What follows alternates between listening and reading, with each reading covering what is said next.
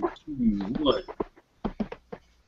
Well, welcome everybody. This is Frederick Jones, and I am the founder of myfootprint.com, and we're here with Raymond Brown, the creator of Bully Eater, one of the original founding members of Saturday AM, as well as David Yoon, the creator of the hit webcomic Spoon, who is also one of the original creators of our line of free manga webcomics called Afternoon WebX.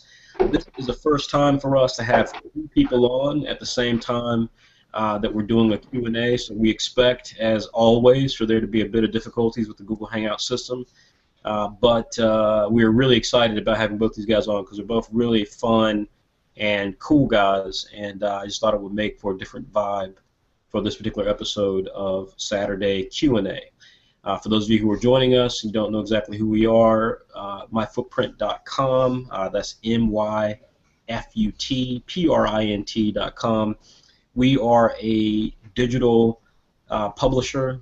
We have a couple of lines, our most popular being Saturday AM, which is a digital manga magazine, kind of the anthology format like Weekly Shonen Jump. It comes out every 2 weeks. As a matter of fact, our 15th issue came out today, and we have the best deal in comics because you can get the content for just $5 for a subscription that lasts the entire year. It's about 20 issues. So, as again, Raymond Brown, who's one of the founders of that particular line, is here on this call. Also, we are a publisher of a daily webcomic a line called Afternoon WebX, which has some really awesome webcomics that update every single week at 1 p.m. each day. And the creator and one of the founders of that line, David Yoon, has this fantastic book called Spoon, and which we're really happy about. And then we have Well Read, which is our ebook line.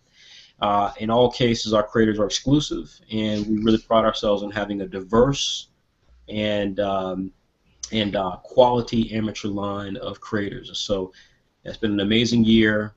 We do the Saturday Q&A to help people see that there is an opportunity to get experience, get fame, and earn some money in the digital world. And again, these 2 guys are the best people to talk about this because they've been at it for a very long time. So with everything being said, now let's go ahead and say introduce Raymond Brown and and David Yoon.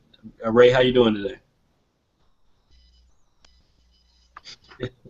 Hey, I'm sorry. Can you repeat that, Fred? I said, how you doing today? Doing awesome. Doing awesome. All right.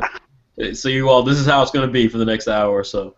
And then David Yoon, how you doing today, buddy? Wonderful. Wonderful. Excellent. All right. Well, so as always, you who are watching this can participate. You can ask questions via the chat app if you're on Google Hangouts. We also have the Q&A functionality, which you can find if you have the Google Hangouts application on your Chrome and/or desktop, and it's an excellent way to ask questions directly to either Ray or David. And as always, I have a couple of questions to start us, and I see we have some viewers in the room, and we'll start getting more as time goes on. But let's just jump right into it. Let me first ask this question to both of you, but let's start with you first, Ray.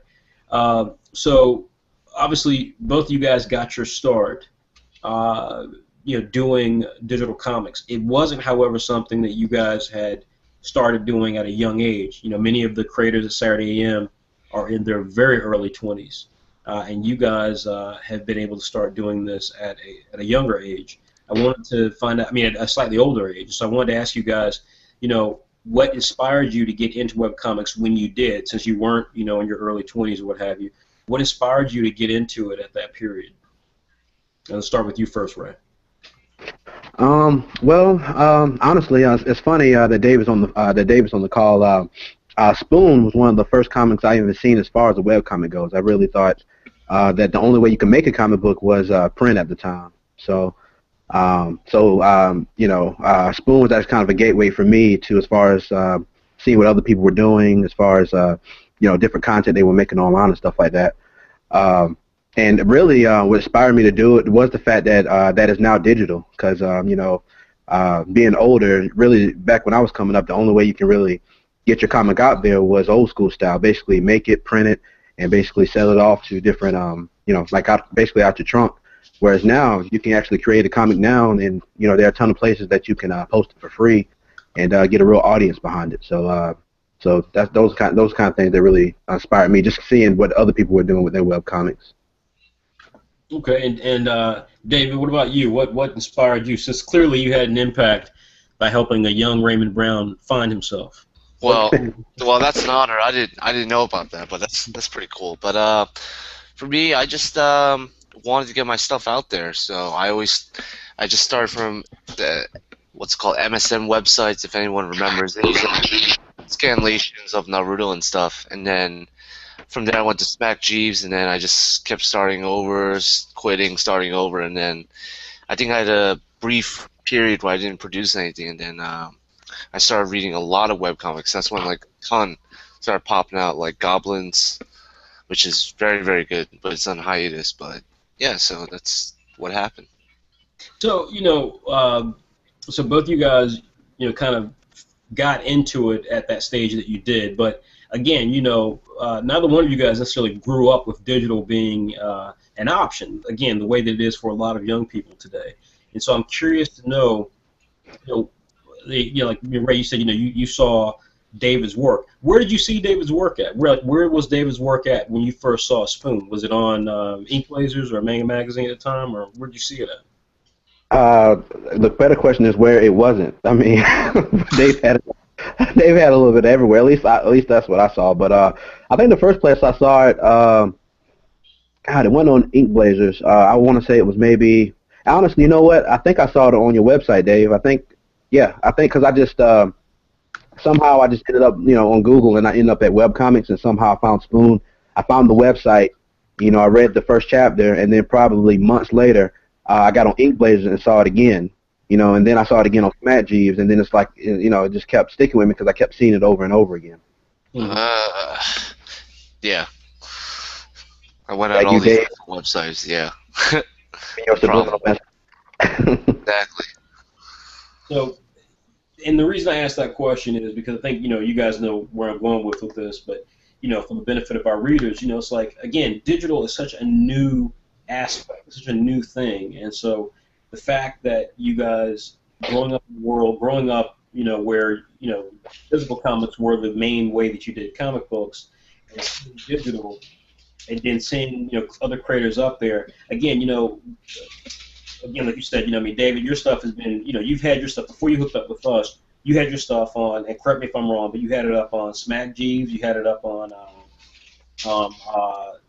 Manga Magazine at the time, what was called Manga Magazine, and you had it on a couple of sites even that were overseas, right? Right. I think Comikia, what else? Comic Fury, and one on Subculture. My friend translated for me into Spanish. So, yeah. And so again, like I said, I asked the question to say, so what was it in terms of like when you guys are going out there, when you're deciding to yourselves, I want to create comic books, and you're deciding not to do the old school physical version of comic books where you actually had to produce the comic book, what was it about digital that inspired you? Was it just the cost, the fact that you didn't have to actually pay to make a book? Was it the fact that you could speak to a global audience? What was it that grabbed you? I think for me, I mean, honestly, when I came into it, I think I was one of those people that had a negative view on webcomics. It was kind of like, webcomics, that's not a real comic book, and that's kind of how I felt. So when I first got into it, I was kind of going into it to, well, I'll use this kind of to get my name out there so that I can make a physical comic book. Is the reason I kind of got into it. But the funny thing is, once I started seeing that they were really talented people like doing it, and even some people that weren't talented, but they were giving it their best shot. I mean, it kind of inspired me to just really say, why not? Why not get my work out there? And if nothing else, I can maybe build up a fan base so that when I'm ready to do a physical book, I'll have something there. And how long have you guys been doing webcomics at this stage now? Too long. I think I've been doing it since middle school, I like to say, or early high school.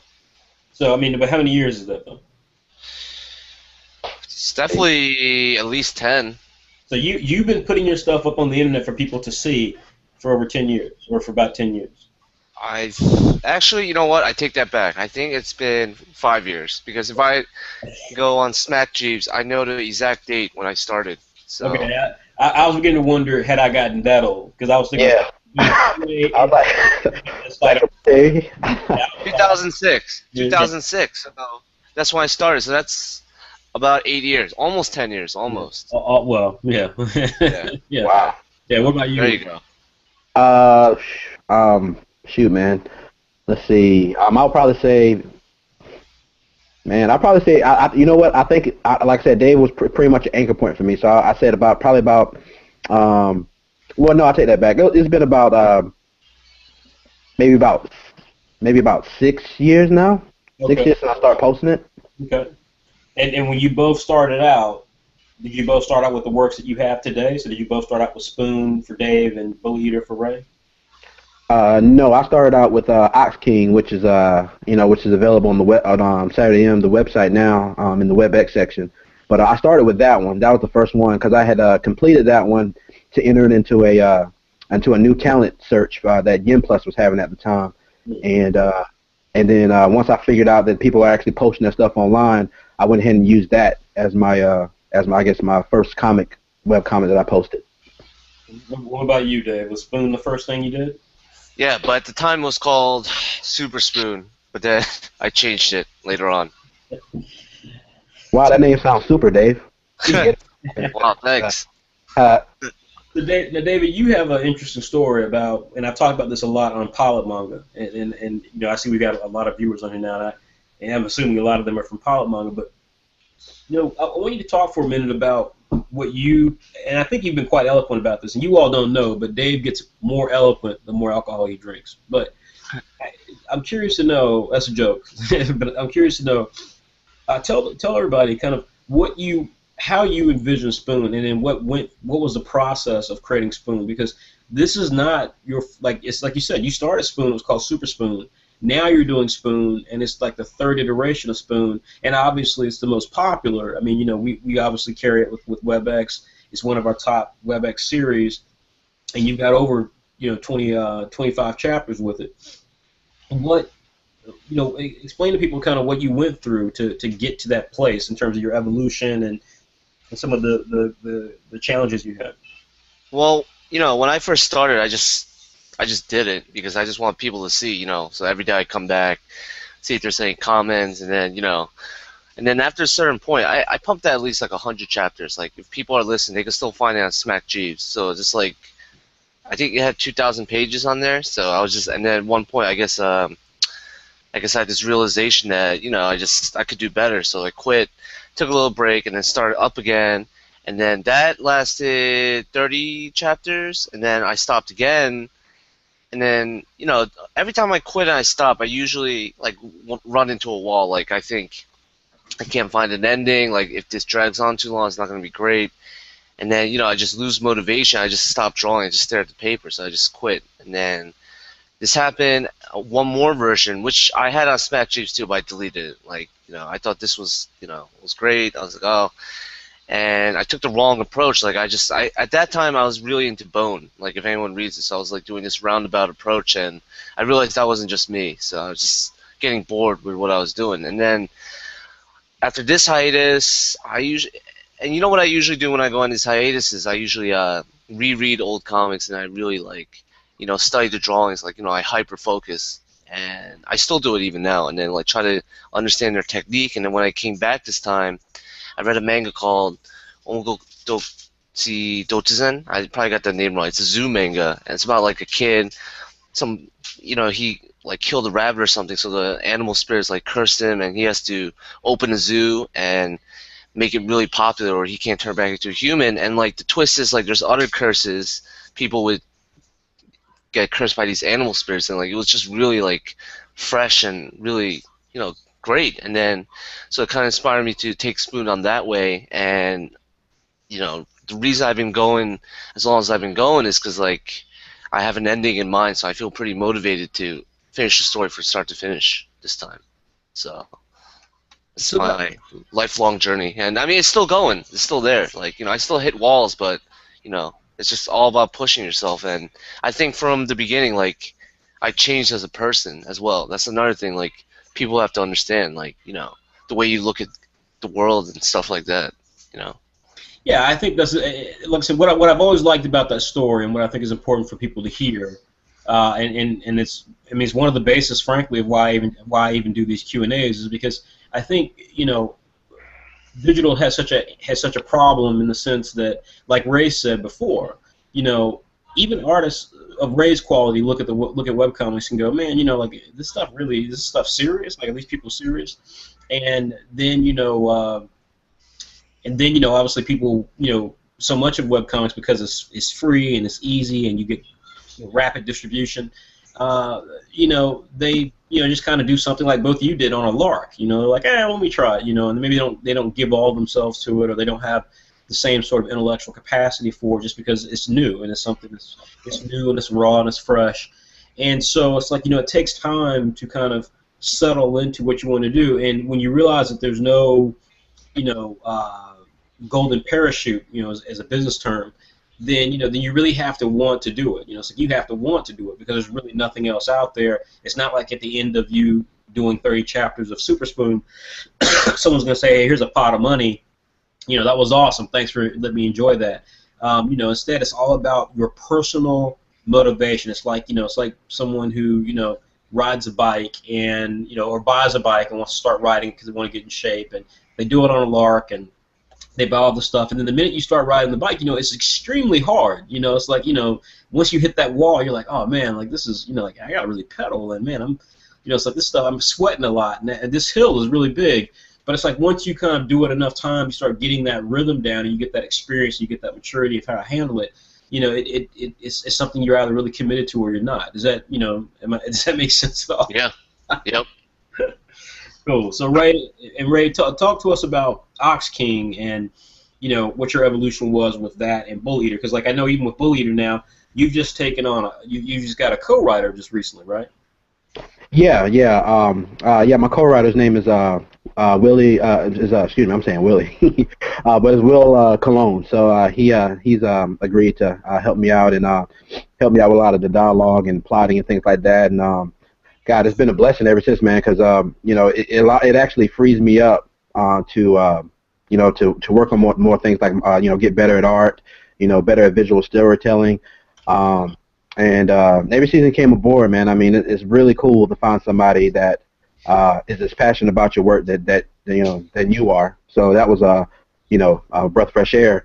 Kind of like Dave was talking about, I kind of hit that wall. I was hitting a wall where I just felt like, man, I mean, what do I do next? But meeting Will really helped me out as far as bringing energy back. Seeing Bully from a new perspective, and just like with anything, if you look at something for a long time, you have your opinion about it, but fresh eyes can see something totally different. But as far as Ox King, gosh, it's been so long ago. I think I wrote that thing probably like going on 9 years ago. But I did it as a one shot. As far as my evolution goes, I would just say it's just applied practice. I don't I have 2 kids, so I don't really have a lot of time to actually sit down and actually draw just for fun or for practice or anything like that. So literally every single page I draw is a practice shot, for where I ultimately want to be as an artist. So the more pages, just the more practice I get. So you guys clearly have created some cool stuff. Raymond, with Bully Eater, is such one of the things I love about Bully Eater. It's such a universal idea. It doesn't matter if you're from Indonesia, if you're from China, if you're from Bali, the island of Bali, or the United States, Iraq, Afghanistan, you name it. Everyone understands the concept of a bully. Where did you kind of come up with that whole idea? Because it seems, obviously there's superheroes and there's vigilantes and so forth, but this was something totally different, and I think that's why it's so popular. How did you come across the idea of Bully, and where'd you get that cool name from, Bully Eater? Yeah. Well, as far as the concept, I personally hadn't been bullied in school, but one of the things I did want to convey with Bully Eater is that bullying doesn't just start. It didn't just start to end at a schoolyard. life can be, is one of the biggest bullies. When things don't go your way, you have goals, dreams, and aspirations, but they don't work out because of this, that, and the other. So, one of the things I wanted to get across with Bully Eater is that, everybody has been bullied in some form or fashion in their life. So, that's pretty much the idea I had behind it. But I wanted to marry it to. I'm a big fan of fighting games, like some of the old school stuff, like Rival Schools. I love all the Street Fighters. I'm just a big fighting game fanatic. So I just wanted to kind of marry that concept together with the things that I like already, the things I'm really passionate about, which is, like I said, fighting, martial arts, powers, you name it. As far as the name goes, it was originally called, I think I had it called Bully Bully, but it just didn't feel right. So what I did was I went ahead and wrote the story out, and it just came to me pretty much as soon as I finished it. It made sense to name it Bully Eater. One of the characters in there is called the Dragon Eater, and I kind of said, well, what if I mixed the names and played around with it, and like I said, it just kind of came together at the end. So so for me, most of my, as far as titles go, I usually wait till the end to name anything. Now that That's the worst story I've ever heard in my life. I fully expected to hear you say, I was eating a cheeseburger. Uh-huh. And the cheeseburger was really big, and I was like, damn, I don't know if I can make it through this cheeseburger. And I was like, I'm going to eat it. That's it. Bully. Like, something powerful like that. Like the cheeseburger was life, and you were like, I'm gonna take this back. I'm gonna take back the cheeseburger. But that's not happening. That's not it. That probably would have been my story if I was on some kind of substance or something like that. Yeah, well, just if we get big and we end up on like Jimmy Kimmel or Jimmy Fallon, use the cheeseburger story. That's a good idea, yeah. And I'll also now I'll also change my name to Cheech as well. So yeah, exactly. Yeah. All right. And so no, that's cool. That's cool. And so Dave, you kind of alluded a bit to the fact you read some manga and and that sounds like really quite interesting. The manga you mentioned about the fact that the kid had to study. Actually, sounds like really cool. That's something really cool. He has bad luck. Yeah. He came out with another manga called Sensei no Bulge or Star Barrage. It got translated and that got canceled too. That author has no luck whatsoever. But now it's a damn shame. What manga is what was this manga? Was this manhwa? What was this? Manga. Interesting. It wasn't published in Shonen Jump. It was like weekly. It was. That's why it got canceled, I guess. Wow, that's a shame. Drawings are great. I'm gonna have to look that up. You should. I mean, it's a shame it got canceled, but I love it.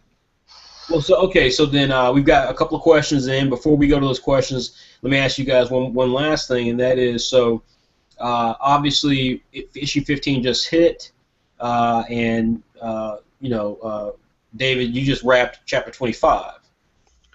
Close next week. Oh, next week's is a right.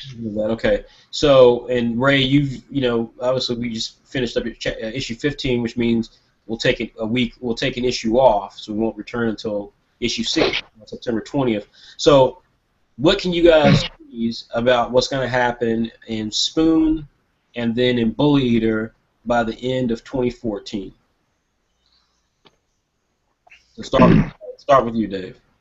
The arc right now, the Elderon arc, I guess you could call it, will be concluded. It should be concluded, and after that, I think I can get started if time allows to the Poseidon arc, which will be introducing one more main character on the team. So right now it's just Charles by himself. So after that, it's gonna be a little team assembled, and then the plot gets deeper, more into his overarching goals, and all these things are culminating together. So I hope everybody will be patient as he wanders through a few more towns and kicks some butt. Well, I love that you told people basically that Charles will survive, because that clearly this reveals that. But I guess the question I want to know, I think the question fans want to know is, so obviously for people who don't know, and actually let's do that real quickly. I should have done it at the start. But tell people what Spoon, just the basic plot of Spoon, just in a couple of sentences.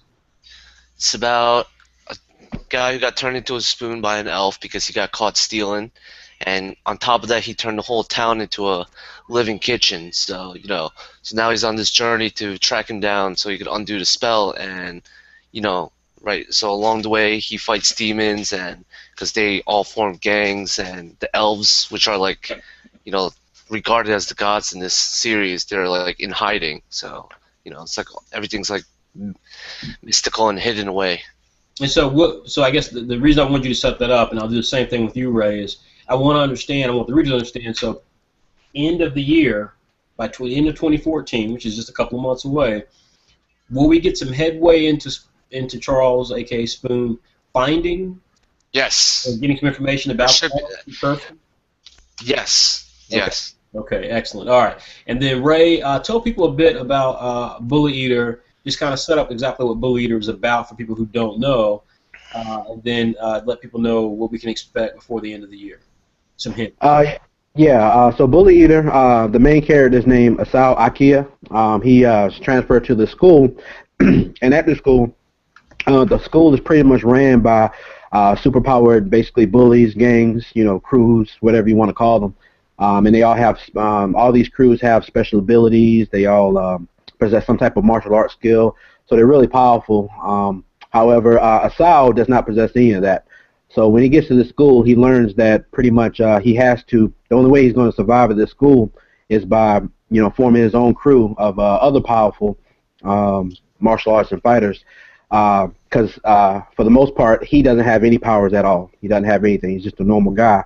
So he's basically trying to live, make it through this school without getting killed by one of these gangs that are running it.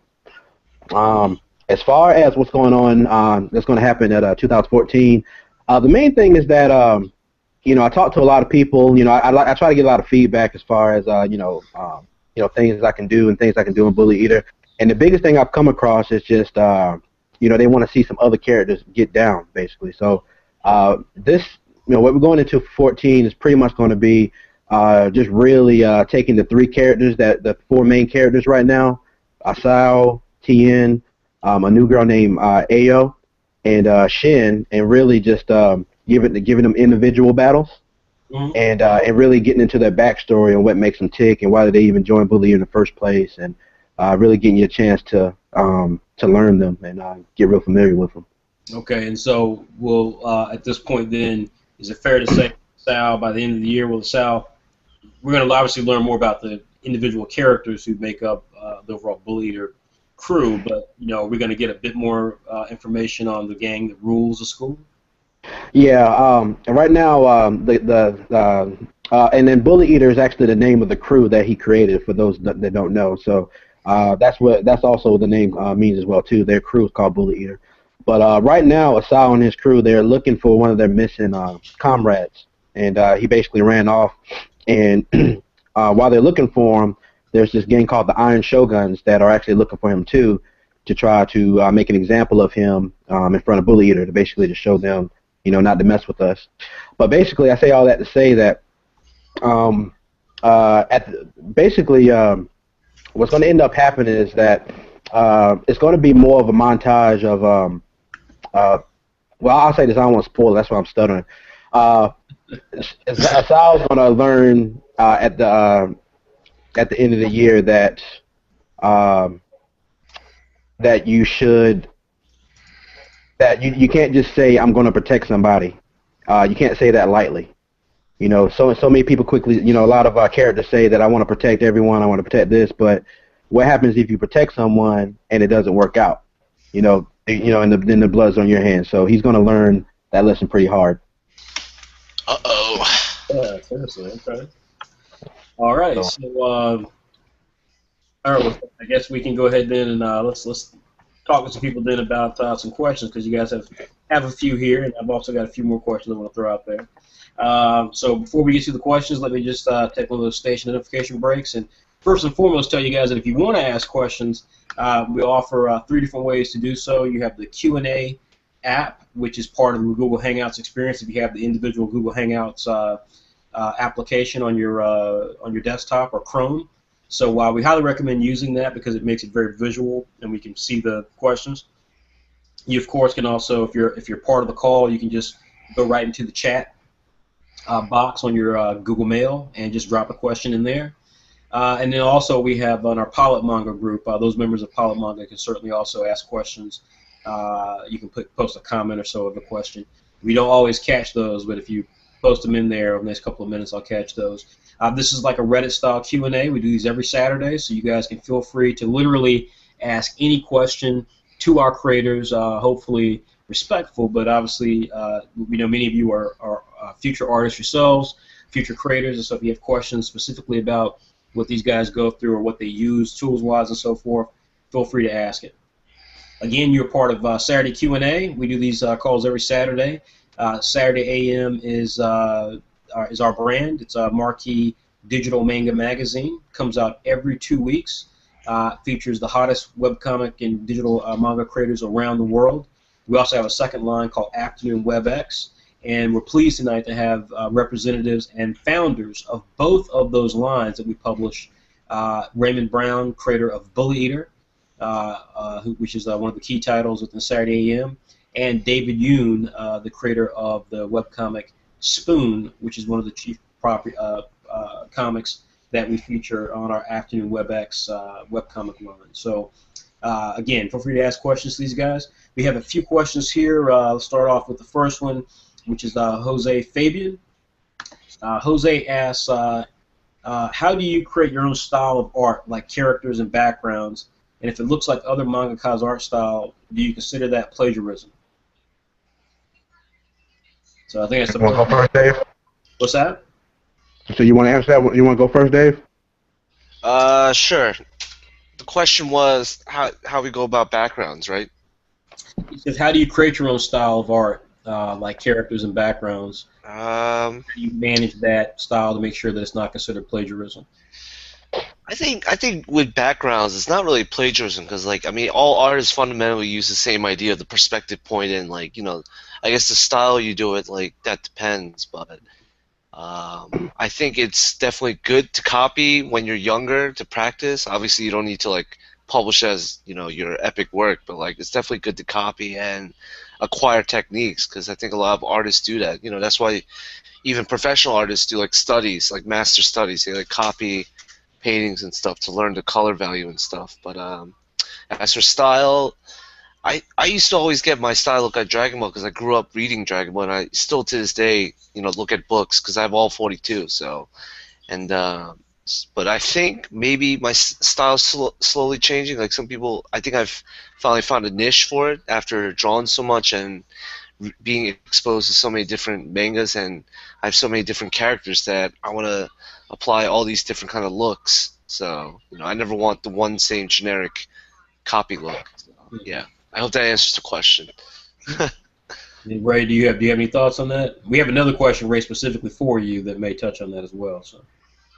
Yeah, I mean, as far as I mean, I agree with Dave. I mean, at the end of the day, I mean, unless you're, you know, creating your own really, you know, unique world, you know, you have no choice but to really copy for backgrounds. You know, if you have to draw a house, you need to find a reference just so you can make sure that you're drawing it accurately and things like that. But as far as development style, I mean, it really just comes like with most things. It just comes with the more pages you draw. I mean, the more you draw, the more you'll see, different things that you may want to, that you can do better. But also, like Dave said, those master studies. For me, I know I was out of drawing. I went to art school and graduated in 2005. And once I graduated, I was just completely done with art. I didn't draw. After that, I didn't draw for like 3 years. And when I got back into it, I really wanted to get back into making. I wanted to get into making comics. So one thing that really made me, get better in a hurry was I actually found some of my favorite artists and literally drew their stuff. I would take like a book from Joe Mad, yeah. And I would just set it right next to me, get a piece of paper, and just draw one of his scenes, just like that. And I would do that over and over again with all the different artists I like. And I would say probably within a month's time, I was finally to a point where I was comparable. And I also had a mix of different styles because I drew. I was probably studying maybe about 5 different artists at the time, just taking little bits and pieces from every one of them and applying them to my stuff. Okay. All right, and so right now we do have a question specifically for you, and it's similar to that. That's why I said it may be a bit similar, but this one's from Tinshaw Mashad, and he asks, "Hey guys, I have a question for Raymond. You have a really unique twist on the manga style. There is a round, bubbly feel. I'm not sure if I'm making sense. You are, Kinshaw. I've told Raymond that as well. He says, which mangas would you say inspired you the most?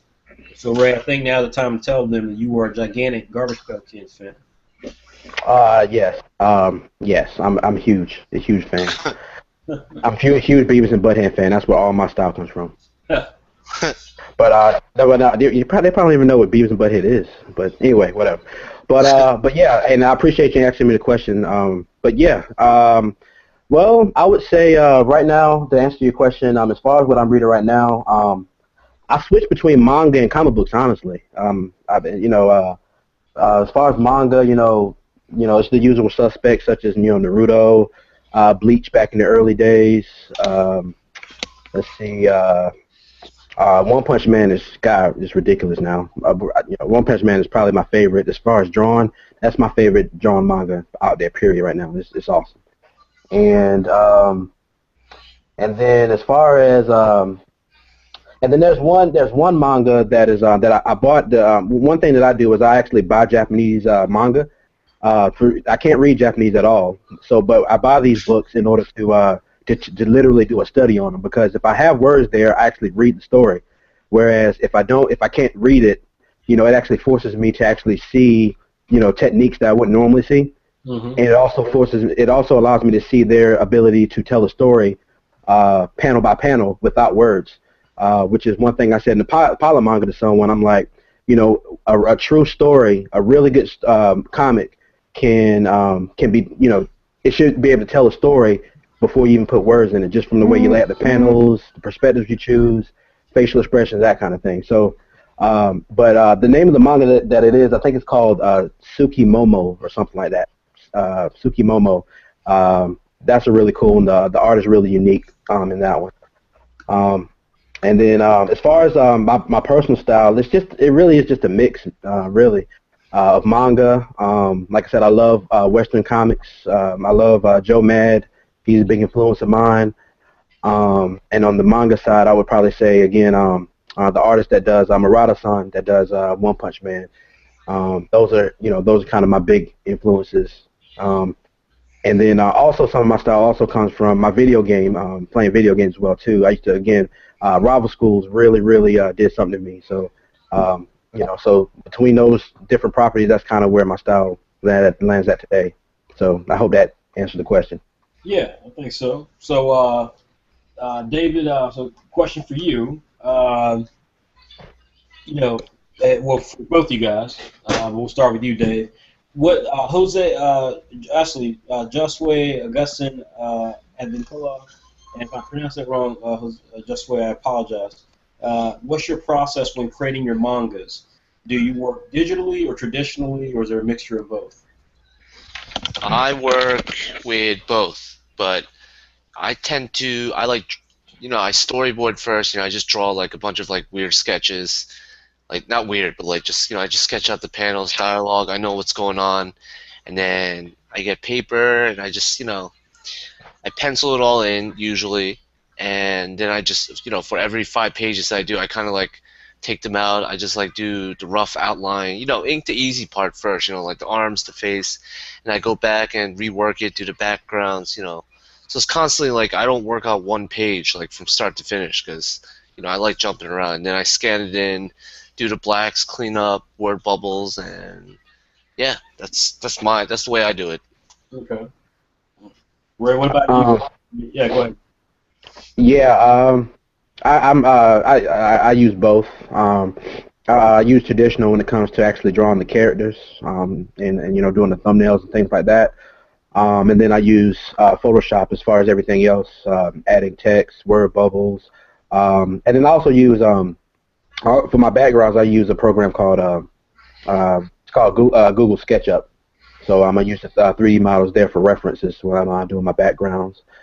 As far as the process goes, before I hooked up with Will, my co-writer, I would pretty much have an idea in my head of what the overall story is going to be about, and then I would actually go ahead and just thumbnail it out without words. Words were usually the last thing I added, so I would actually go ahead and just tell the story. I make little notes if somebody's going to say something I need to remember, and then I would pretty much I would actually spend a separate day by itself just doing the dialogue based around the pictures. But now that Will's with me, me and him have maybe just one night where we'll be up to like 3 in the morning, just going back and forth on story ideas, and once we come to something that we like, I start drawing it right there. I start thumbnailing it as we're talking and talking through the actual pages as far as the thumbnails. And once the thumbnails are done, at that point it's just basically going to the sketch phase where I sketch it out in pencil.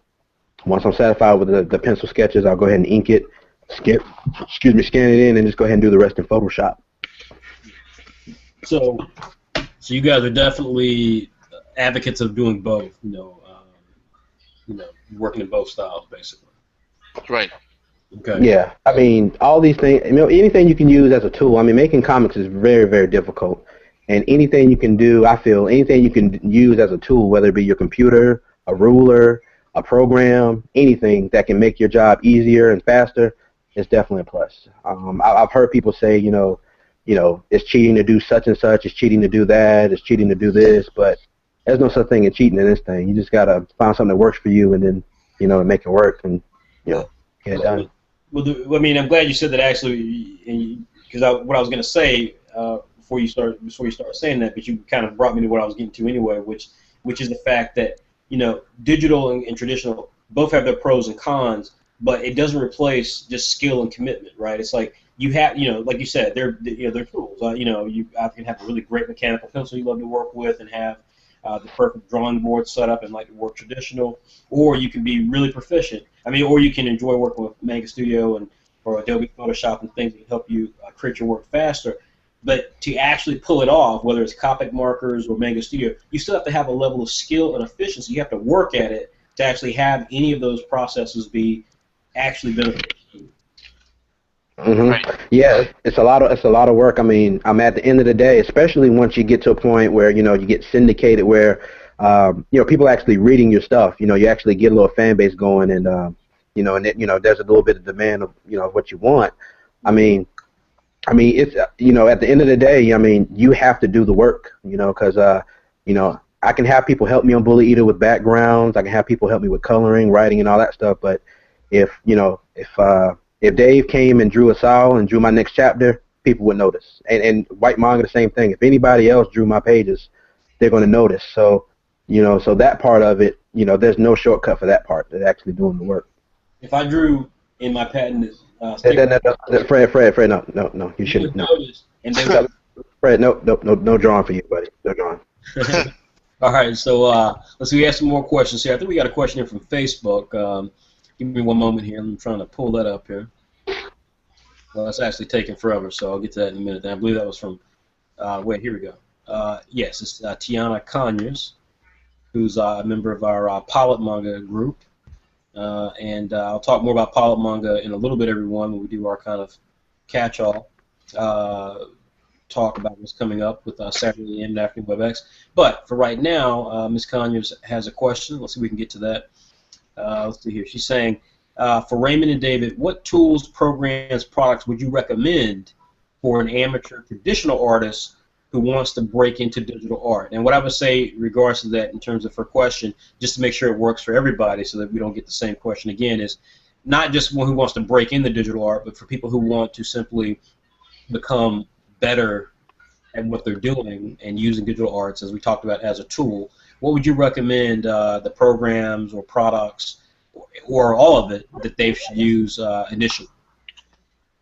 Well, I'm not really a digital artist myself. Like, I actually just bought a Wacom Intuos, and I still got to practice. So but I didn't go there, and but that's like $70, so it's like cheap, it's affordable, and there's a bit of a learning curve like everything else. But I wouldn't, if you're starting out, I wouldn't go in and buy like a $2,000 tablet, because you gotta, no matter what, still if you can't do like the basic stuff with the cheap stuff, I feel like then you can't really. There's no point in getting like expensive tools because then, you'll just be like a phony. You gotta know what you're doing with the basics. So that's how I feel. Yeah, I agree too. I mean, the worst thing you can do, I think the worst thing you can do is go in there thinking that the tool will make the difference. Like if you bought, I see I literally saw a mechanical pencil in this art shop I go to, and the mechanical pencil just by itself was like $26. But Jeez. the same pen you can find in Walmart for $3. They both they're the same thing. So so the point of saying that is that for starters you want to find something that's in your budget. So I mean if you have disposable income and you can get you an expensive tablet and that kind of thing, go for it. My big thing it would be whatever tools you use, be consistent with them. Don't just pick up, don't just start one thing. Don't start using the tablet and then put it down and start going traditional and then put that down. And, don't switch back and forth because it's going to be a learning curve regardless of what tools you use. So whatever you use, I would just say stick with it. Give it at least 90 days so that way you can become efficient with it. As far as traditional tools, I would say the microns. I think most of the artists, me, White, and I think Mikhail uses those as well. Those are pretty standard. The microns, depending on what look you're going for. If you're going for like the anime look, where the lines are really thin, you may want to get your micron. They come in different sizes, so the size I would recommend there would probably be anywhere between a 005 and maybe a 01, if you want a really thin anime style look. But if you want something more like my style, where mine's more of a Western look, where the lines are a bit thicker, and they vary, you might want to upgrade to maybe like a size 3. Between a 3 and a 03 and a 08 as far as the pens that you want to use. And paper, I just use normal, regular print copy paper as far as when I'm drawing my sketches. And when I start inking, I use vellum, white vellum paper. Okay. So Tiana, hopefully that answered your question. In fact, I thought it was a really good answer from the guys because I was very in depth. And again, if you're listening to this Q&A and you're not a member of the Saturday AM Pilot Manga Submissions Group, you really owe it to yourself to check it out. If you have any interest in creating your own manga, or creating your own webcomic, you should join our Pilot Manga group. It's completely free. It is membership-based, meaning that you have to apply for membership. But we have a very, very strong community of amateur creators from around the world, varying talent levels. It's just like going to an anime convention where people cosplay. No one's going to tell you that you're too fat. No one's going to tell you that you're too old. No one's going to tell you that you're the wrong race or the wrong gender. Everyone there is committed to helping each other achieve the dream of creating manga, creating webcomics, and helping all of us turn the manga webcomic experience into something that can be a real career choice for young people who are talented, for everybody who's talented and wishes to pursue a job in that particular industry. So join us there. To become a member, simply go to Saturday AM. That's Saturday-AM.com. Scroll to the bottom of the page. Next to Terms and Conditions, you'll see Pilot Manga. Select that, and you'll be taken to the Facebook group, and then you can request to join. And we admit people with every couple of days. So that being said, let's move on to some more questions, and we'll take another break. Kinshaw Mashad asks, who are your favorite characters from your respective manga? Huh. Ray, why don't you go first, Ray? Ray, why don't you go first?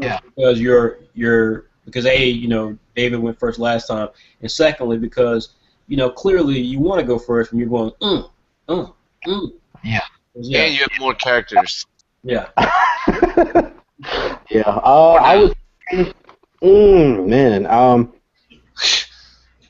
Calm down. Yeah, that's a good question. No, I would say my favorite character. I'll probably say Asao for the most part. Asao, my main character, is my favorite, just because all of the characters are, just like most artists, all of the characters are kind of a reflection of different parts of your personality. But I'm a bit more reserved, whereas Asao is more of my aside if I was a loudmouth. So I really get to have fun with making him and doing his lines and doing his different facial expressions. So he is my favorite character. Okay, Dave, what about you, buddy? Well, obviously I like my main character because I've been with him for so long, but one of my favorite characters, surprisingly, was a guy named Jack from the first chapter. I was gonna use him just like he was gonna be like a disposable demon slayer, like he sets up the story, but then because the first chapter was 82 pages, so like it gave me time to like grow with him as I drew. So I grew to like him, and I was like, huh, I could probably fit him into this one part of the story, and I've got huge plans for him. So hopefully, people will remember him the next time he appears. So he's definitely one of my favorites, and yeah. That's cool. I actually love. I love the. I love. I never remember who Jack is because your first chapter is one of my favorite first chapters of any of our manga that we published. I think you really nailed the way that traditional manga showcases their first chapter. Everything from the introduction of Spoon and how he ultimately ends up fighting the bad guys. The hints of the long-term plot. I just thought all that stuff was pitch perfect. So if anyone has not read the first chapter of Spoon, do so. You can go to Saturday-am.com, go to the section that is called WebX, and then just should be a drop-down window and some called WebX Data. Sorry, and just click the Read WebX Manga, and then you'll find the Spoon section. Click Chapter 1, and you're off to the races. It's completely free, and again, I'll admit, I think it's one of the best first chapters we've ever done. Let us now go back to more questions here. The inimitable Trey Mack has a question. He asks, what advice do you have for someone who's forced to learn to draw, even though they have a busy schedule? What I love about Trey's question is that essentially he's saying, I don't want to draw. My advice is don't do it. Don't do it. I love that question. Like, how do you convince someone who does not want to draw to draw? Be a writer. Be a writer. Yeah. Yeah, that's my advice. Be a writer, because I love drawing, and Yeah. I hate comics sometimes because it's very hard. It's very hard. So I can imagine if I didn't like to do it, or didn't. Or I guess what I would say. To truly answer this question, it's just putting in the work. You just have to find artists that you like. I would start there, and just do studies on them. Just find one of your favorite books. And, if you want to draw comics in particular, say your favorite book was Naruto. Just pick up Naruto, and just take the first couple pages and draw them out exactly the way they drew them. You'll learn so much in those 3 pages about drawing. Comics. Now, if you're looking to just basically learn how to draw people, anatomy, that kind of thing, like I said, you just pick some artists, find illustrations, just draw. Just draw a lot. That's one thing I can tell you. Whenever you can, draw, because you can always draw. And I would respectfully I would disagree with that. I think particularly because first of all, we know who Trey is. He's a guy he's a writer or wants to be a writer, and I think part of this question reflects just maybe some difficulty he's having in finding artists. But my thing on that is that like we said at the start, and of course I was laughing, but I think there's a serious part of that too, and that is, look, you have to want to draw. There is no, at least at this point right now, and technology is changing so rapidly. Who knows what will happen in a couple of years from now? But you have to want to draw. You cannot fake your way through drawing. It's that simple. If you're gonna fake your way through drawing, then it's gonna come across when someone reads your story that you're not interested in actually drawing. That this is a half type of comic because you're doing something maybe, and it'll show. It's that way with your writing as well. So I think you have to want to draw, and it's like and if you don't want to draw, then you have to ask yourself the question of, okay, well then what exactly is it that you want to create? Because if you want to be involved in comics and be a writer, then then you have to just keep writing. Write blogs, write novels, write ebooks, write essays. Write for your local paper, write everywhere. Writing is a skill. Writing is a talent. It's not something just anybody can do. And but you have to do that, and eventually people will see your greatness, see your interesting, see your aspects, and then will agree work with you. But it's I look at that question like being like being a director. Like someone who like wants they want to be in movies, but they're like basically they're like how do you convince someone to direct me in a movie? And it's like there's no way to convince them. It's like you just have to do it. I mean, this is the only way you have to do it. You have to basically do it, and if it comes through. And I'll just say this as well: is that if there is an interest level in drawing, although you like writing more, well then create a comic strip. Create a comic strip. You can post it on a manga magazine, on Tapastic. Create a little gag manga strip or something simple that you can draw that at least conveys the story you want to tell enough to where you can throw it out there, put yourself into a schedule, and see if that helps you improve what you're doing. But again, like you have to want to do it. That's my view on it. Let's see. We're coming up, guys, to our last 10 minutes. So. And then we'll move on to some important notes about what's coming next in the world of Saturday AM. So let's hit some of these last couple questions. If you have additional questions, again, you can post them in the Q&A. You can put them into the comments section of the Q&A post that's on our Pilot Manga Facebook group, or you can put it in the chat window. So you got a couple places where you can post questions. Again, we are live with David Yoon, the creator of Spoon, which is a free webcomic on Afternoon WebX, or Raymond Brown, who is the founder, one of the founding creators that was involved with the launch of Saturday AM, and he is the creator of the manga Bully Eater. Both these guys are terrific, and so we're really happy to have both of them on tonight. So with that being said, again, post your questions either on our Facebook group, in the Q&A, or on the chat. And let's move on now to the last couple of questions we have. We have a question from Eli Camacho, who says, do any of you type out your scripts first before you storyboard? Do you even think it's necessary?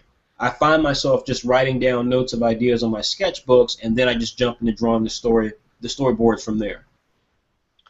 I don't. I personally don't. And that's a good question, actually. But I personally think it's a waste of time because, like, I mean, unless it's like a really in-depth conversation. If it is, then then like type it out. But depends what kind of story you're doing, and then. But I would definitely suggest like rough drafting, like get crappy pieces of paper and just like draw the panels and stuff. I mean, that's the most important part, I think. Like knowing the flow of the chapter from beginning to finish. Yeah, I also I draw before I actually get into the script. I wouldn't say it's a waste of time. I mean, at the end of the day, basically, if you make the comic, you basically, you write the script, then you jump into drawing, and then you make the comic. At the end of the day, whatever process works for you, just do it. If you're the type of person that needs to write it out, make sure it's detailed first, go for it. Go for it. I just know for me, it's for me as an artist first. I'm an artist before I'm a writer, but as artist first, I tend to draw it first, and then with a rough idea of what I want to say and do, but then get into the actual detailed dialogue and scripting at the very end. Okay. All right, and so let's see here. Then we have another question here from Jose Fabian again, who asks, and this kind of harkens back to something you said a while back, Ray. He says, would figure drawing help to make action poses? Yes. Absolutely. Figure drawing, because at the end of the day, it's just like I think about it like a song. If you want to sing like Beyonce or Justin Bieber, I can't think of anybody can sing right now, but if you want to sing like those guys, your favorite artist? You first have to learn the words before you can actually like start doing all the runs and all the fancy stuff they do with their voice. Same thing with drawing. Figure drawing is going to teach you basically how the body works. How muscles, where they are, how they work, how they look when they're flexed, how they look when they're relaxed, all these different things. And once you get a good grasp of that, that's like learning the words to the song. So then once you draw it, it's like singing. So the action scene is going to be you basically singing the song. That's going to be you taking what you know about how muscles work and putting them into different dramatic poses. Once you know how muscles work, you'll know goodness well that your arm can't bend a certain way, but it can bend this way, but it can, but it can't bend that way. So, but yeah, yes, definitely, figure drawing definitely helps out with action poses. Yeah, I'm actually taking figure drawing classes next week. I think it starts, so I'll be drawing a bunch of nude figures, understanding the body even more. But I definitely suggest like doing gesture drawing for like 30 minutes a day. Like I did that for a whole month, and it really, really helps. Like super duper. Like you start to see the curves, and you make your own shapes for the body, and like it really, really helps. So just do it every day, and maybe I could post something in the Pilot Manga group. Yeah, Some that would be websites. good. That would be good. I mean, I think again at the Apollo Manga, that would be an excellent place for you to talk more about figure drawing and stuff since you're taking those classes. You you have people come in and pose like B. Arthur or like. I have no idea because it hasn't started yet, but Okay. Well, that'd be great. So if yeah. you do get someone in there, take pictures. All right. Okay. One little thing. Go ahead. One little thing I'll add while we're still on that subject about action poses, though. I get it was the guy. I can't think of his name. I'm really bad with Japanese names, but basically the guy who was the director of the Dragon Ball Z animation, the show that used to run. He was in Charlotte for a convention, and I had him critique my work. And one thing he taught me that really, really stood out to me as far as action poses is that action poses, the human body is there's nothing in nature. Everything in nature is round. The only thing that's really square that is like particularly square is like things that are man-made. So when action poses, just really think round. You want to think round. When you're doing your action poses, so they won't be stiff. It's easy if this is one of the things that happens to me sometimes. But if I study too much of like the anatomy, the stick figure thing, it makes it so that a lot of my stuff is stiff, and it's very, very, very literal, and I can't get creative. Whereas if you have an understanding of how the anatomy really works, you know the rules of how a human body works, so you can actually get more dynamic and draw things maybe not 100% atomically correct, but it still makes sense and it still gets you the point. So you can exaggerate certain things that that you won't learn if you just take just study an anatomy only. So I hope that makes sense somehow. I think it makes perfect sense. Okay, so everybody, we're about to close it up for the night. So again, I'll make one final request for you guys to submit questions to either Raymond Brown, creator of Bully Eater, or David Yoon, creator of Spoon, or both. Again, these are two guys who've been doing webcomics for quite a while now in the world of webcomics. They're very popular in terms of the works that they have, and we are extremely excited to have both of them on tonight, but also to be working with them because their titles are just not only fantastic, but the guys themselves are really cool guys. So I think they've answered some questions really well tonight. I know Tiana Conyers has personally thanked you guys. She said you guys had a really in-depth answer to her question about digital tools. So again, we're going to give it about another 5 minutes. Feel free to ask any final questions. While we're waiting for those final minutes, you guys to post any final questions. I'd like to take a moment for a little station break, tell you guys a bit about what we have coming up with Saturday AM. Again, for those of you who do not know, Saturday AM, we are a digital manga magazine. We come out every 2 weeks, and we feature some of the hottest creators online, people like White Manga, Mikhail Dingle, Raymond Brown, Beverly Toole, Andrea Voros, and many more that will be coming soon. We're really, really blessed to have the sort of talent that we have. They're all exclusive, so while you may see them or see their works on other websites, you will not see their latest work since they joined with Saturday AM. And in many cases, the versions that you might see on other websites, for example, Vertical Fish's TTX, that's the old version. He's rebuilt it from the ground. Yeah. So, guys, if you can mute your mic for a moment because some of the static is hitting. So, definitely check it out. If you guys don't know, of course, Saturday AM comes out every 2 weeks. It's $5 for a year subscription, so it's literally the best deal in comics. 20 issues. Every issue is anywhere from 70 to over 100 pages. You just can't get any better than that. And again, you're supporting some of the fantastic amateur creators around the world, like White Manga, who's from Nigeria but doing manga work that rivals anything out of Japan. Check it out. And then conversely, of course, we have Afternoon WebX, which is our free manga webcomic line.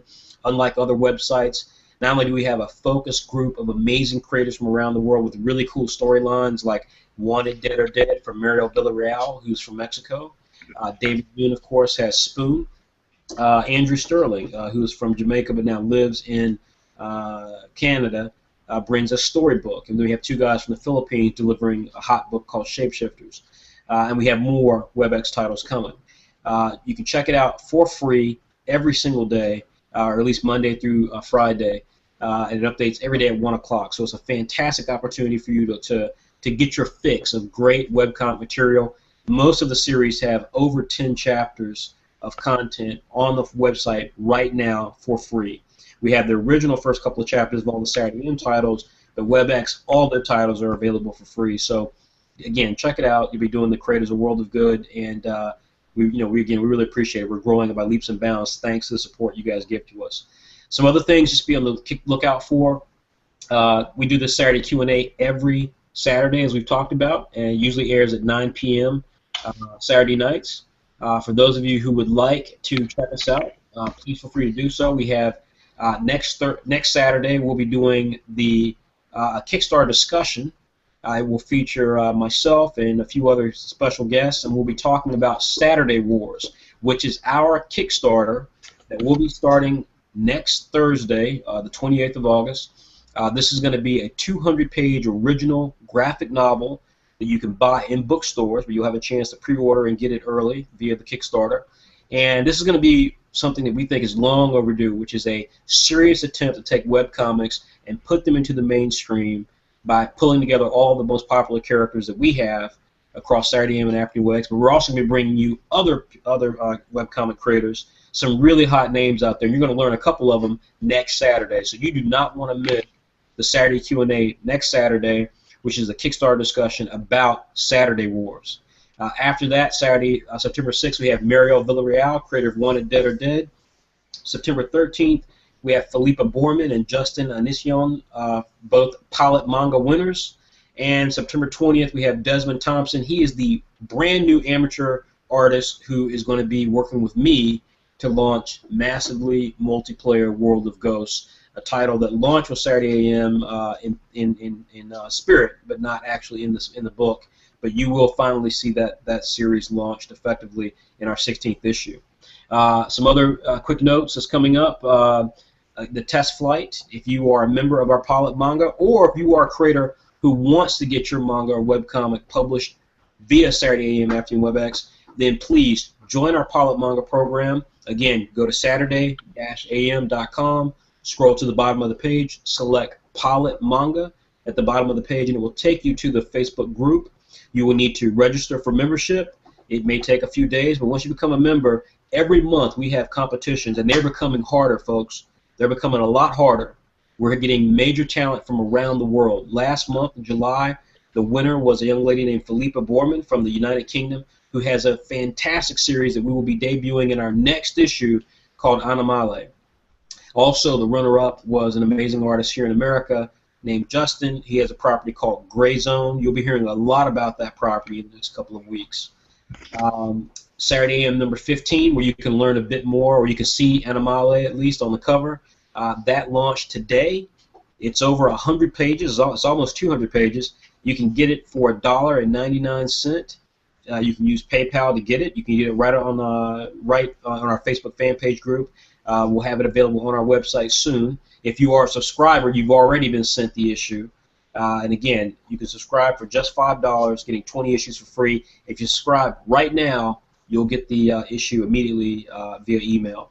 And you can go to subscribe or go to buy any of our previous issues on www.saturday-am.com/subscribe/.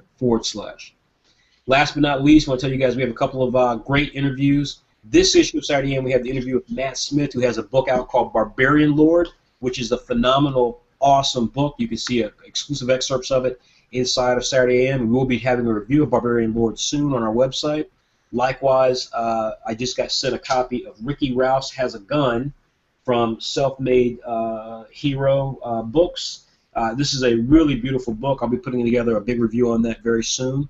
And we're starting to get more and more reviews. We've always done reviews of movies, but you're going to start seeing us do more reviews of things like video games, conventions, services, and of course books. We want the blog of Saturday AM to become an entity as powerful as Saturday AM and as Afternoon WebEx and as well read. And so those of you who are writers and would like to interview people and create a portfolio for yourself writing content, just like every other website out there, we are open for business. Contact us at info@saturday-am.com. Let us know you'd like to be a writer. Send us some samples, and we will be in touch because we're looking to grow. Before TheVerge.com launched, or before IGN became what it became, it started off just like we did. You could be on the ground floor of that, so join us today. Send us that email if you're a writer in training. All right, so that's it. I want to thank you guys for joining us. We have a couple of questions now just to finish everything up. Again, with Raymond Brown, creator of Bullet Eater, and David Yoon, creator of Afternoon WebEx's title, Spoon.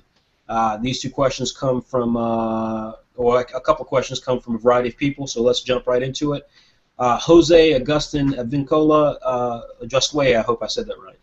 His question is, do creators have any social media sites or blogs to keep their readers updated? So he's asking, do you guys have any social media links or blogs to keep their readers updated? I know you both are going to tell him about your home pages on Saturday-am.com, but what else would you like to tell him?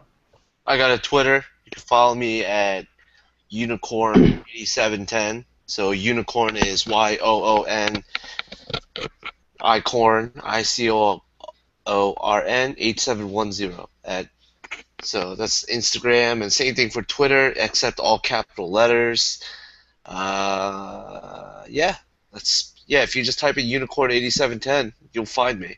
And that, of course, is David Yoon, the creator of Spoon, who has that group.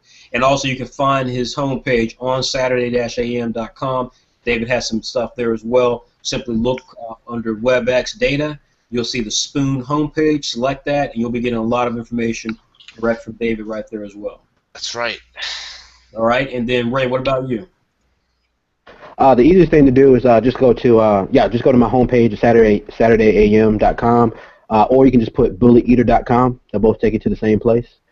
You go to my home page, and if you scroll down to the very bottom, I have a feed that updates every time I send a tweet out or make any updates. So that'd be the best place to keep up with.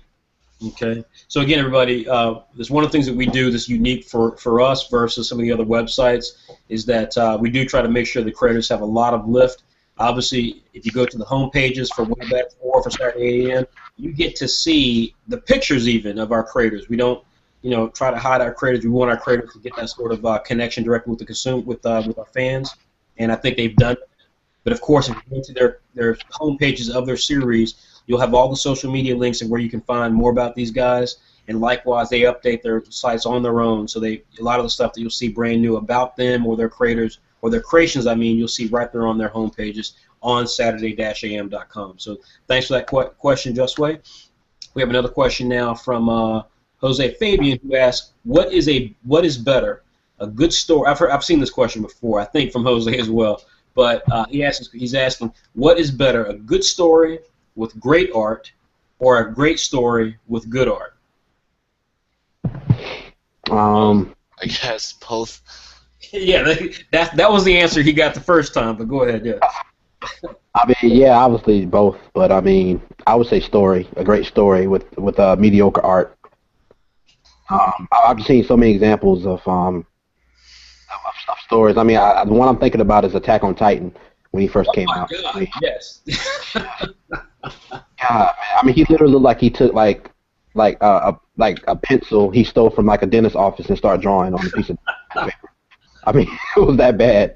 But I still read it all the way through though. I've been keeping up with it on Crunchyroll has an app, has a manga app that it updates on because I'm not real. Ever since I'm not real big on scanlation sites. Neither Saturday AM, but I read it on there, and he's gotten a lot better. But good God Almighty, the first maybe 5-6 chapters, whew. It's still pretty brutal. First of all, I couldn't agree with you more, Raymond, about Crunchyroll. I subscribe myself. Crunchyroll does not pay us, and in some ways they're a competitor. But I'll tell you that they are certainly doing the right thing with what they're offering. I just wish they had better manga than they do. because for me, Attack on Titan and Seven Deadly Sins was about as good as it gets on their service. But Attack on Titan, though, because they do have it up there, and I've had a chance to explore more of it, Raymond's right. Although I'll say that the later chapters aren't much better. Good God. But that's the thing, though, and I think that's the thing that's so funny about Jose's question is that, as you said before, Ray, I totally agree with you. I mean, I think the first time Jose asked that question, and if you did answer that question, Jose, I apologize. Someone asked that question on Pilot Manga. Everyone kind of went the same route of like, well, ideally you want both. But I couldn't agree with you more, Raymond. I think it's the exact opposite. I think at the end of the day, a good story is going to trap anybody. And there are so many examples of that in everyday life, right? I mean, all of us are guys here. All of us either are married or have had girlfriends or engaged. And, you get dragged to go see a movie that, your significant other wants you to see. And you're like, oh, God, I don't want to see that. It's one of those kind of mopey love stories. And you end up really liking it. It's like because the story got you. Like everything else should not, but the story grabbed you. And vice versa, right? If someone's not a fan of superhero movies or manga, anime adaptations, if a good story's there, they'll get into it. Death Note proved that as well for a lot of people. So I agree, because I think if you look at arguably the two biggest sensations in comic books right now, Attack on Titan and Walking Dead, both of them do not have what one would classify as being the best art that you can.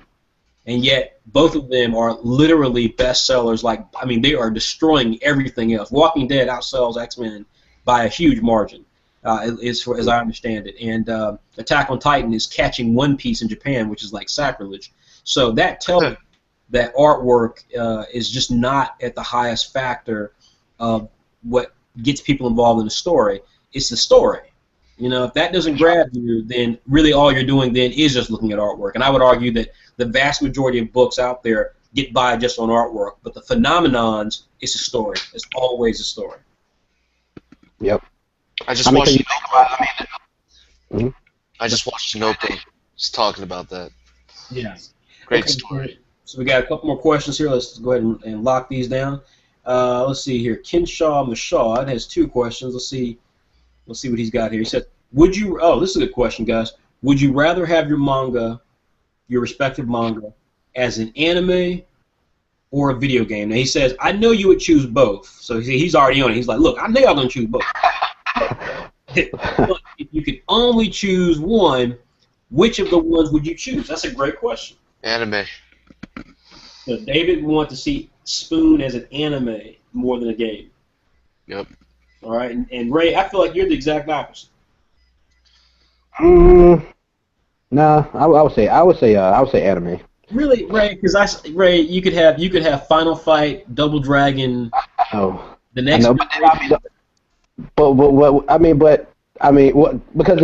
Technically, you would have, if you did an anime, you would get both. If the anime was good, but both. Double Dragon has never had an anime, and that is, I would play Double Dragon right now. No. If you have an anime, you're more likely you're going to get a video game, not the other way around. I agree with that, but my point is that Double Dragon is still here. What, 25, 30 years later? Whereas there are many anime whose games are not here anymore. Like, no one cares about their games. Yeah. It's a tough choice. Yeah, but it's called Raymond. Yeah, I would just I don't know, man. I don't know, man. Because honestly, man, with games, man, I don't feel like there are a lot of classic games like that. Like I don't any game today that's going to be the Double Dragon in like 20 years. I just can't think of anything. That could be you. It could be. Hey, it could be. But no, to answer the question, I would rather have an anime. All right, you heard it there, Kinshaw. Kinshaw, for the record, I would rather see Bull Eater as a video game and Spoon as an anime myself, just because I think the two series have those aspects to them. And since I might play a small role in that, I'll make it happen. All right. Next there goes my anime deal right there, gone. Exactly. Somebody said they're going like, we can't do an anime with it now. Kinshaw has another question. So Kinshaw's on fire. Let's see. Oh, Kenshaw says, oh, by the way, just want to say I've been following you guys both for a while. He says he's Manga King 123 from Ink Blazers. Oh, hey. Hey, what's up, Monkey? Yeah. Yeah.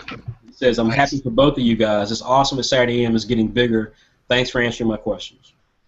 Oh yeah, man. No doubt, man. Nice. You are family, brother. Indeed. All right, and so for the last question here, I think this is for me. It's Eli Camacho. He says, for Frederick, is Saturday AM open people looking for jobs like graphic design? Because I've been doing graphics design for a while, freelance here and there. I'm currently looking for a job.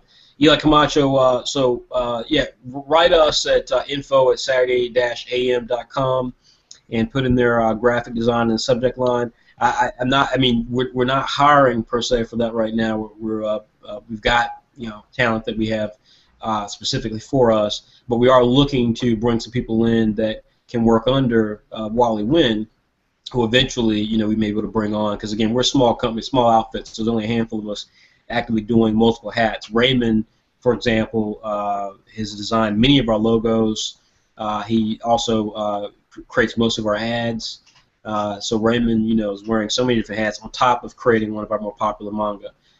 David Yoon, whenever we have a party, David Yoon is the party man, and so that's That's my designated role. that's Hey, Yoonicorn. right. And I play Captain Obvious at all of our meetings. So I think. So I would say, Eli, yeah, I mean, and this goes for everybody who's asking that question. I mean, at this point, we're not hiring, although we may be soon. You never know. But definitely, we're trying to grow. We're looking to, get some more investment in and things like that. But that being said, though, we're certainly looking for talent, though, people who come in on a specific basis. So hit us up at info@saturday-am.com.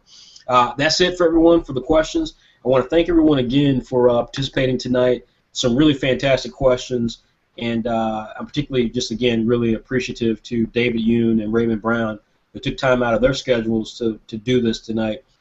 It doesn't get much better than having two people with their class and the time that they've got, their experience. I mean, doing webcomics. I hope you guys as well have benefited from the knowledge that they were able to drop tonight.